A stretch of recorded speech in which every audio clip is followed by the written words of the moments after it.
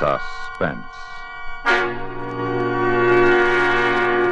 And the producer of radio's outstanding theater of thrills, the master of mystery and adventure, William N. Robeson. They say there's a thin line between love and hate. And if it's true that it's love that makes the world go round, perhaps hate could bring it to a standstill. It's been tried with rather tedious frequency for the past several thousand years, and if the haters keep at it, they may finally make it. Unless, as in the upcoming play, love once more triumphs.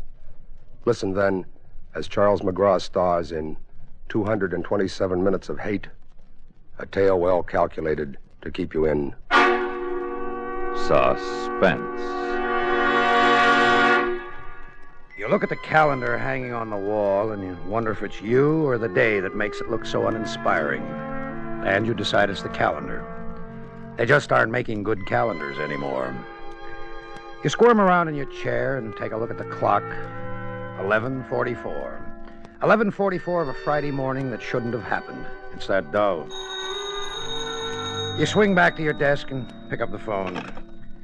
Detective Bureau, Lieutenant McDougal speaking. Hello, Lieutenant. This is Bill Rand out at the Hillway Airport. Yes, Mr. Rand, what can we do for you? Well, I want to report a stolen plane. I see. A what? An airplane. It's been stolen. I want to report it. Well, now, look, Mr. Rand, we take reports on stolen articles here, cars, things like that, but a stolen airplane... I know there isn't much anyone can do about a stolen plane, but the trouble is, it's in the air. Well, that figures. The man who's flying it can't fly. Well, in that case, you have nothing to... What? I tried to stop him, but he had a gun. Oh, now, just a minute, Mr. Rand. Suppose we begin at the beginning. Well, this guy, he goofs around the field all the time, one of those hangar flyers. But today he showed up around 11 o'clock and said he decided to start taking lessons. So... Hold it, Mr. Rand, just a moment. Frank, Yeah, Mac. get on the extension and take this report. Okay. Now, Mr. Rand, what was the man's name? Regan. Charles Regan. His address?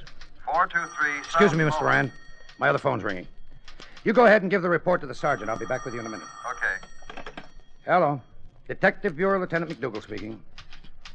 Oh, yes. Yeah, now, wait a moment. Where are you calling from? Yeah, I see. Yeah. Yeah, all right. Yeah, all right, fine, Mrs. Stevens. We'll see what we can do right away, and thanks for calling. Mr. Rand, Yes, Lieutenant? I think we found your plane. Oh, that's great. Where is it? Well, the lady I just talked to wasn't too accurate, but according to her, it was flying up and down in front of her house on Delaplane Avenue. Flying up and down? Well, that's the lady's way of putting it. I figure what she meant was that it was buzzing the street in front of her house. Good Lord, Lieutenant, he's liable to crash that thing. You got to do something. Yeah. Yeah, I think you're right, Mr. Rand, but there's only one thing I'd like to ask you. Yes? What would you suggest? Yep, the man's right. You got to do something. But what? Reach out with a long arm and pluck the plane out of the sky? Put out a call to the radio cars and tell them to bring in an idiot in a stolen plane? You look at the report that Frank's taken and you try to figure out your first move. Any move. Here's the fellow's name and address. Yeah, it's probably a phony. No, I don't think so, Lieutenant. Rand said he got it off the man's driver's license. Yeah, well, we can take a run out there, I guess, but it isn't going to help us to get him down. Did Rand say anything to you about why he thought the guy wanted the plane? No. He said he acted fine until they got out to the takeoff line and warmed up the engine. Then he said the guy suddenly pulled this gun out and shoved it in his ribs and told him to get out. Mm-hmm. So he got out. What would you do, Lieutenant? I'd get out. I'll get it with you, Frank. Yeah. Detective Bureau, Sergeant Kelly speaking. Yes, sir. Yes, we've already got a report on that, sir. Where are you calling from? The courthouse? Yes, sir. Yes, we'll do all we can, sir. Thank you. Now what? The plane just rolled its wheels on the roof of the courthouse. They got a panic on their hands down there. All right, Frank, get out a bulletin to the civil defense people. Alert the fire department, the sheriff's office, all of our cars. Tell them what we've got and to expect anything. I'm going to see if the Air Force can help us. You grab your phone and call the air base on the edge of town. It takes a little doing, but finally you get a colonel who's interested but firm. Look, Lieutenant, I assure you we'd like to help, but what can we do? Well, I thought maybe you could scramble a couple of your planes and, well, sort of head him off, make him go away from the city. I'm afraid our jets can't fly that slow, Lieutenant. Yeah, I see what you mean. Only somebody's got to do something to get this guy down before he kills a lot of people. Has he got a radio in his plane? I don't know. Wait a minute. Hold on a minute, Colonel. Frank, did Rand say anything about a radio in the plane? He didn't mention it, Lieutenant. We don't know, Colonel. Well, I was thinking that if he had a radio and he had it turned on the tower frequency, we could contact him from here. At least talk to him. Well, look, can you try it? If you can get him, maybe we can make him see what he's doing. What's the number and make of his ship? Wait a minute. I got it here in the report somewhere. Oh, yeah, here it is.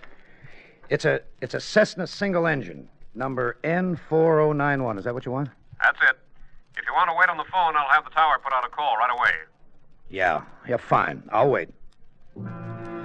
You sit there waiting for the colonel to come back, and the minutes tick by, and you try to figure out some way to do this thing right, and you can't.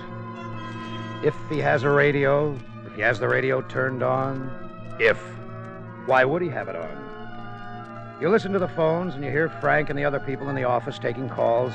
They're coming in faster now, and they're all about the same thing. An airplane with a fool in it who seems to be trying to kill himself. Trying to kill himself, of course.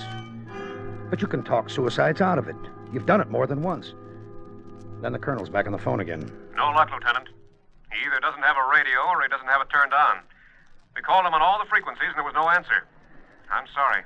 Yeah, well, thanks for trying anyway, Colonel. You might keep calling. I'll do that.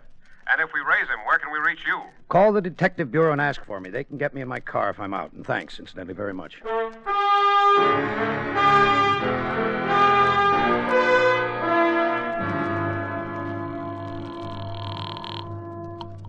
Hillway Airport, Bill Rand speaking. Hello, Mr. Rand. This is Lieutenant McDougal. Oh, yeah, Lieutenant. You got a line on my plane yet? Now, listen, Rand. Did that ship have a radio in it? Yes?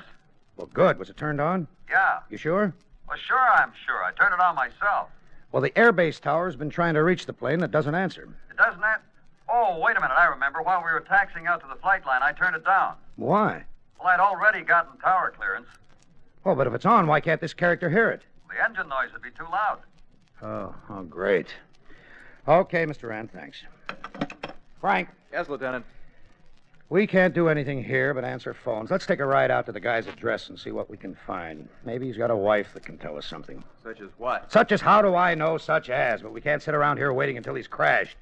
At least we might find out why he's doing what he's doing. Okay, Lieutenant. Come on, let's go.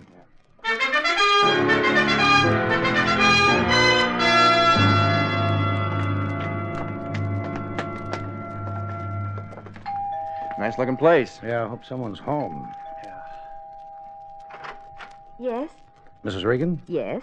I'm Lieutenant McDougal. This is Sergeant Kelly. Police? We're from the Detective Bureau. Your husband is Charles Regan? Yes, that's right, but... I wonder if we could talk to you for a moment, Mrs. Regan, about your husband.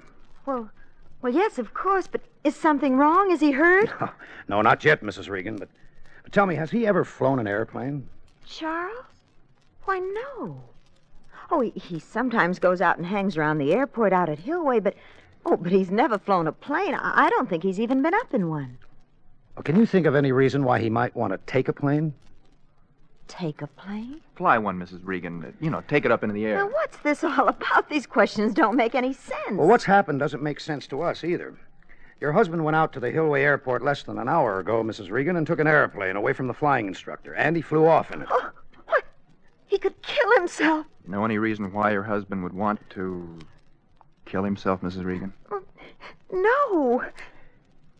Everything all right between the two of you? I resent that, Lieutenant. I'm sorry, ma'am, but sometimes we have to ask questions like that. Of course everything is all right between us, only... Only what? Well, Chuck doesn't like people much. He sort of feels everyone's against him. He's so full of hate. And then this morning... What happened this morning? He was fired. Came home around 10:30 and told me he was fired. Where did he work? At the television station. What kind of work did he do there? Well, he's sort of an idea man. He thinks up scripts and ideas and all. He has a lot of talent. I'm sure he has, ma'am. But somehow they just don't appreciate him. When they fired him this morning, it was the last straw. It was like somebody I didn't know. I'll show them, he said. I'll show them I hate them. I hate them all. Does he hate you, Mrs. Regan? Oh, no, Lieutenant. No, Chuck loves me. Oh, no, I can't believe it. Of course, my husband was upset, almost sick maybe, but he wouldn't do anything like this. Wouldn't he? Well, look up there. N4091. That's the plane, Lieutenant. Is that your husband, Mrs. Regan? Yes, I can see him. He's waving to me. Chuck! Chuck! Chuck!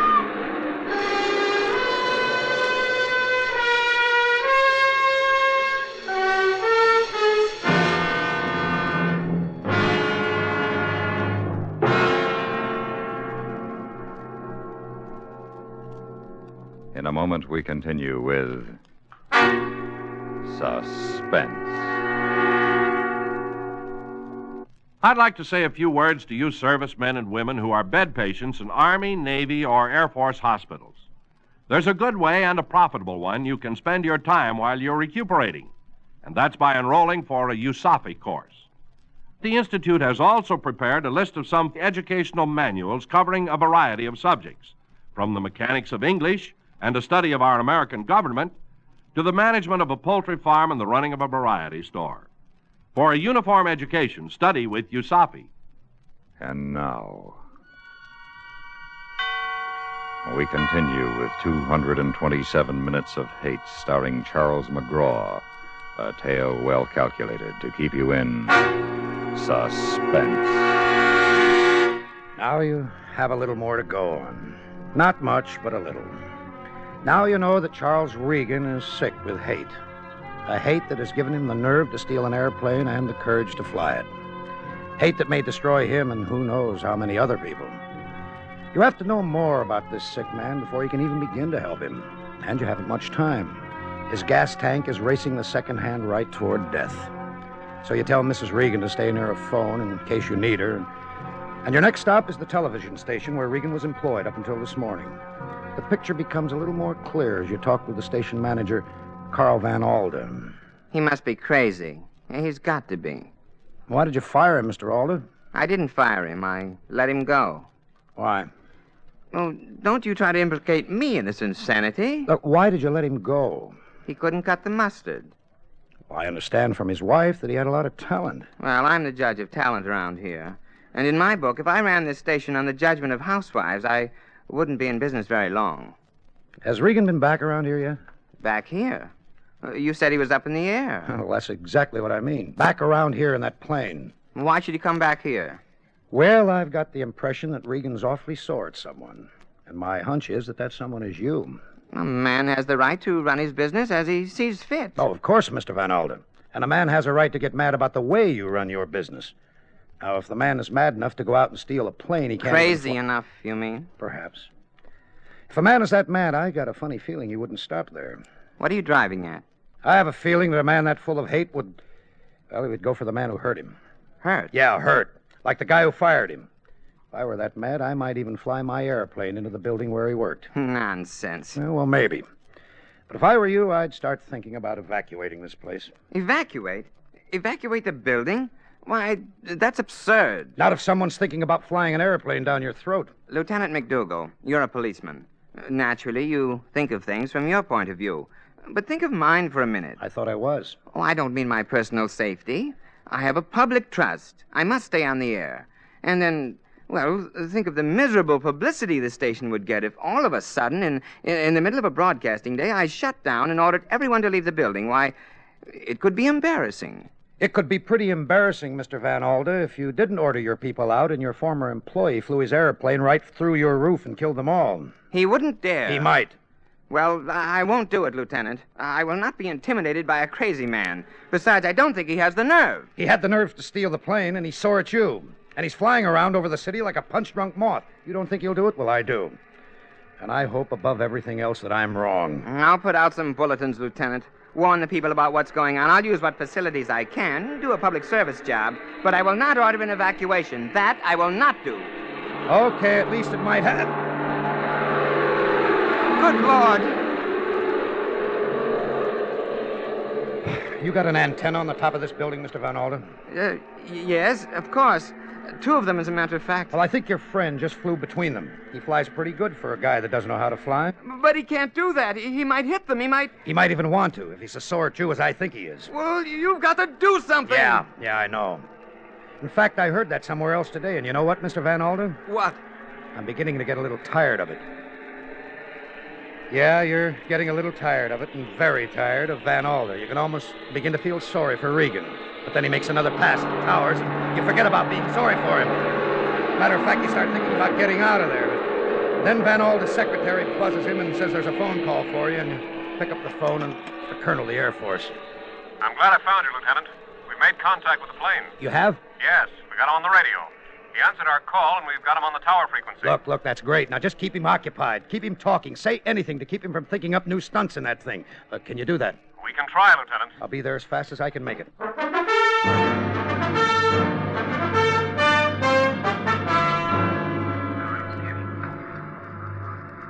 Air Force 306.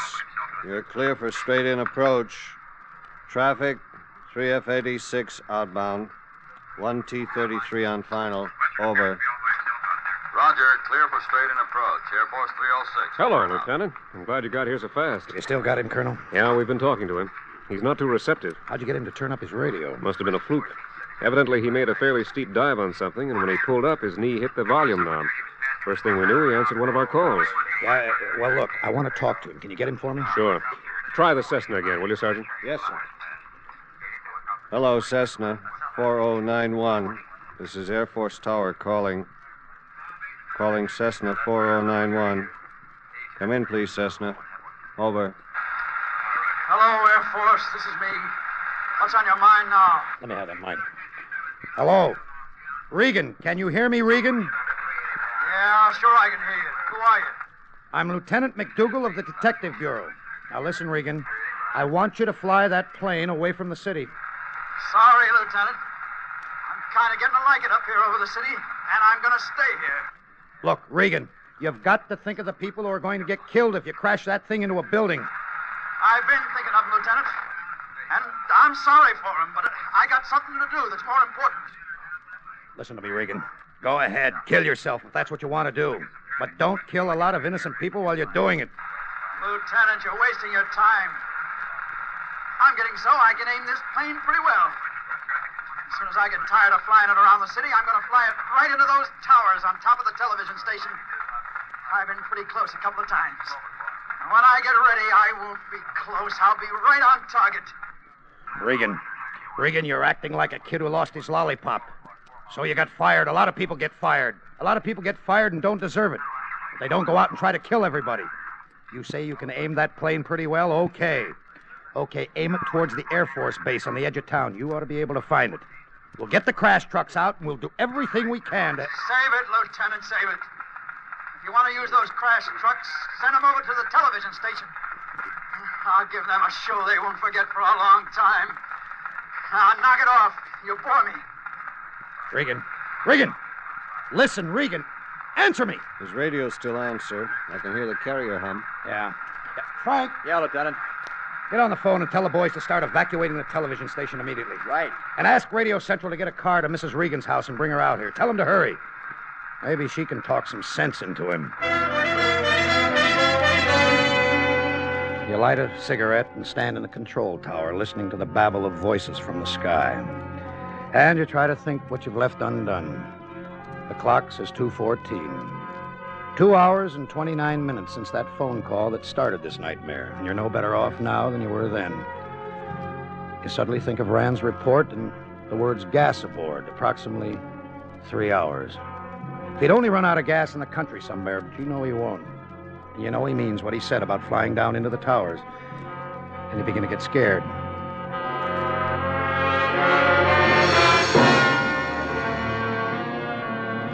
The clock moves around to 2:45. You've called Regan regularly, and he's answered twice.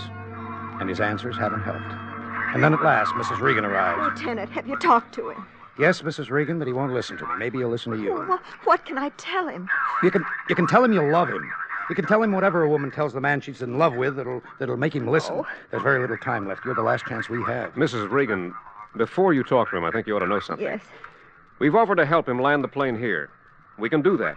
We've done it in bad weather with people who've had very little experience. Chuck's never flown before. I know, Mrs. Regan, but the main thing is to get him to come over here and make his try where we can help him. I want you to understand that we can help him if he'll let us. Yes, thank you. We're going to call him now, Mrs. Regan. And if he doesn't answer me, I'll give you the mic. You can call him, okay? Yes, all right. All right. Hello, Regan. Regan, this is Tower calling you, Regan. Can you hear me? Regan, your wife is here and wants to talk to you. You tried, Mrs. Regan. Maybe he's not even up there anymore. Maybe. But all we can do is try, Mrs. Regan. Now, please. Like this? Yes, that's right. Just talk into the mic and ask him to answer you. Yes. Chuck. Chuck, please. If you hear me, please answer me. I hear you, Lil. But I won't listen, honey. Just go away, please, and let me work this out my own way. Chuck, they can help you land your plane if you let them. Chuck, please. Please, darling, do what they tell you. Oh, Lil, baby, I'm sorry. I told you how I felt about the job. I told you what they were trying to do to me. Darling, they weren't doing anything personal to you. Maybe they didn't understand you, but... They talk, but they never come through. Well, I'm going to come through for them, Lil. I'm going to put this thing right down their throats.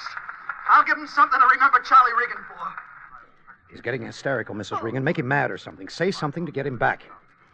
Chuck, please. You can work somewhere else. You can get another job. You've got talent. And you're young. And I love you. I love you. Lil, baby. Oh, listen, baby, I don't want to hurt you. I never wanted to do anything to hurt you. But I gotta do this now, don't you see? I can't quit this time. You won't be quitting. You'll be winning, Chuck. Don't you see, darling? You'll be winning. Oh, baby, I don't want to hurt you. Bring the plane over here, Chuck. Please let them help you. Please. But I don't know whether I could do it. I don't know whether I could get the thing down, even if I could find the field. You can try, Chuck. You can try. Oh. Okay. Okay, I'll try it. And honey. Yes, darling. I'm not mad anymore. I'm just scared. And if I don't make it, please know I didn't want to hurt you. I never wanted to hurt you. I know. I don't think you ever wanted to hurt anybody. We better try to get him over here. He hasn't got much gas left. Right. Take over, Sergeant. Talk him down. Yes, sir. Hello, Regan. Can you read me? Can you hear me all right? Yeah. I can hear you. Okay. Now, I want you to do just as I tell you. First, climb slowly up to 3,000 feet. Can you do that? Yeah. I think so. The thing says 1,500 now. Is that the right one? It should be. Watch it as you climb and see if it goes up. Yeah, I've been watching it. It goes up and down when I do. Okay, that's the one. Now, can you see the field from where you are? Look around carefully and see if you can see a big spread out field with several runways, long concrete strips. Yeah? Yeah, I can see you. You're pretty far away, but I think you're what I see. Okay, now keep climbing and steer towards us. Just take it easy and I'll tell you what to do. Now, I want you to get used to some of the things you're going to have to do when you start letting down for your landing. First, there's a small lever or a wheel. You watch in complete fascination as the sergeant speaks. Find it? Calmly, quietly, almost hypnotically. It's a lever. He makes it sound easy, almost like driving a car, and you begin to have hope. You actually begin to dare to hope that you'll work this thing out, get this kid down out of trouble. Can you see what you're flying You look at the over? clock, and it's 3:07. Yeah, it's sort of scattered houses and what looks like a dry riverbed. Fine. You're about halfway here. Now, when I tell you, I want you to slow down and pull that lever down. I'll tell you when, but think about it so you can do it. Hey, the engine's sputtering. I think it's quitting. Listen to me, Regan. If it quits, keep the nose down and don't slow down under 80. It's quit. It's all finished. Head for the river bottom. Keep the speed at 80 and head for the river bottom. If you can get there, slow down by easing back on the wheel and let her lose speed when you're right on the sand. I can't do it. I don't think I can do it. Chuck, please try. Please. I love you. What's his chances, Sarge? He could make it. He could make it if he remembers to kill his speed. I don't know. Don't worry, he'll make it, Mrs. Regan. I'm sure he'll make it.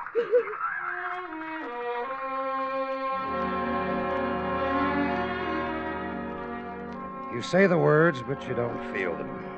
You wish you could believe them, but who's kidding? A guy in an airplane crash landing in a riverbed. You know there's not much chance. And you stand there waiting. And time keeps running, but for you and Mrs. Regan, it's run out.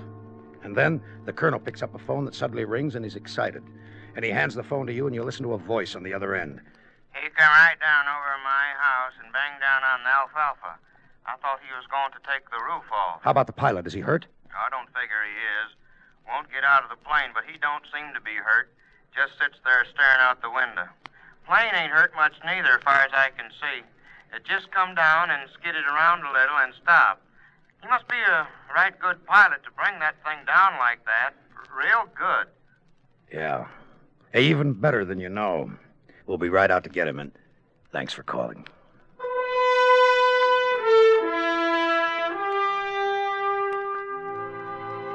Well, you hang up the phone and reach for a cigarette. And you take the first real breath you've had since 11:44 that morning. 3 hours and 47 minutes of fear and terror for hundreds of helpless people because some guy let his hate get away from him. 227 minutes of hate. And you look at Mrs. Regan and you remember the way she sounded when she talked to her husband. Somehow you feel that it'll work out okay for Chuck Regan, now that he's got rid of his hate.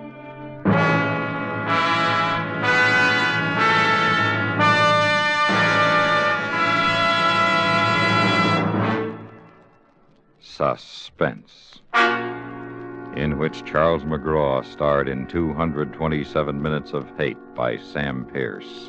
Listen. Listen again next week when we return with Vincent Price in present tense. Another tale well calculated to keep you in suspense.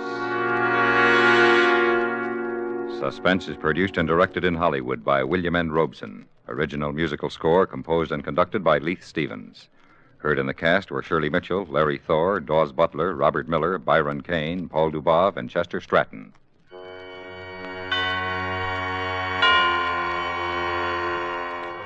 Suspense is another worldwide presentation of the United States Armed Forces Radio and Television Service.